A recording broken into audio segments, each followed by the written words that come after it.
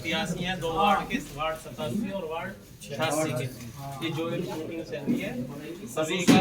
हाँ, मीटिंग चल रही है सभी को। अस्सलाम वालेकुम भाइयों, बुजुर्गों और दोस्तों, नौजवानों। बात यह है कि हम देख सकते हैं कि हालात किस तरह के हैं, किस तरीके के हालात इस मुल्क के अंदर पैदा कर दिए गए, हम सब जानते हैं। और हम सब जितने भी हम साथी हैं, अगर हम इस चीज को अपने यारों को, दोस्तों को, अड़ोसियों को, पड़ोसियों को, बुजुर्गों को, लेडीजों को, सबको बताएंगे तो हो सकता है कि सब जागरूक हों। आप देख सकते हैं कि आज तक हम मुसलमानों की कोई ना सियासी पार्टी थी, ना हमने कभी अपनी सियासी पार्टी को खड़ा किया। आज तक हम समाजवादी, बीएसपी, कांग्रेस इन्हीं को सपोर्ट करते आए और 75 साल मुल्क को आजाद होकर हो चुके हैं।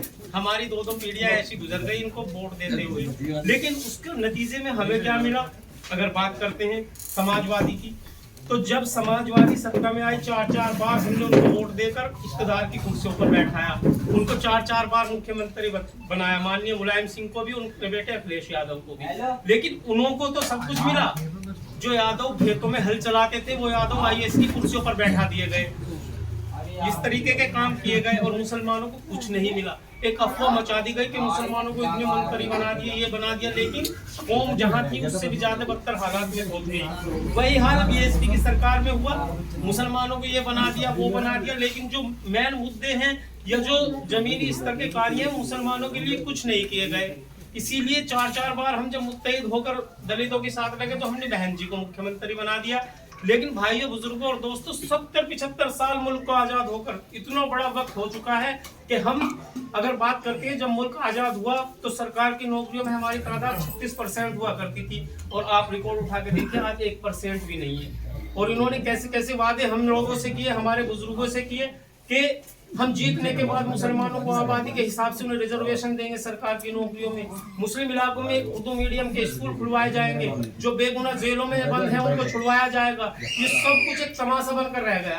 आप YouTube पे आप देख लीजिए, गूगल पे देख लीजिए, पूरे उत्तर प्रदेश के अंदर कोई भी इंटर तक का कॉलेज गवर्नमेंट उर्दू मीडियम का मौजूद नहीं है, जहाँ पे 5 करोड़ मुसलमान बसता है। ये किसकी कमी है भाइयों?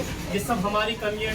लेकिन भाइयों, बुजुर्गों और दोस्तों, इस तरीके के हालात पैदा कर दिए गए, आज लोग मुसलमान नाम से सुनकर डरते हैं। क्या वजह है? ये वजह यही है कि हमने अपनी सियासी लीडरशिप को खड़ा नहीं किया।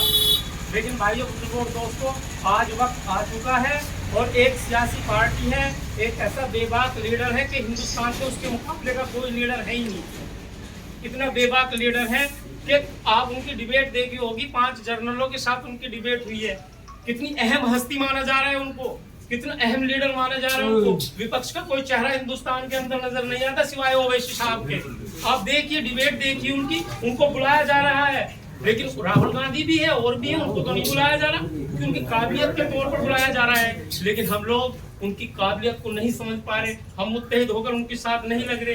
भाइयों, बुजुर्गों, दोस्तों, मेरा कहना आप लोगों से सबसे यही है कि आप और हम सब मिलकर बैरिस्टर असदुद्दीन ओवैसी साहब के हाथों को मजबूत करें। और ये जमीनी स्तर का चुनाव है। वार्ड 87 से हमारी बहन आयज सबनम साहब भी है और वार्ड 86 से हमारे भाई वकील हैं। आप इन सबको पतंग के निशान पर वोट लगाकर कामयाब बनाएं।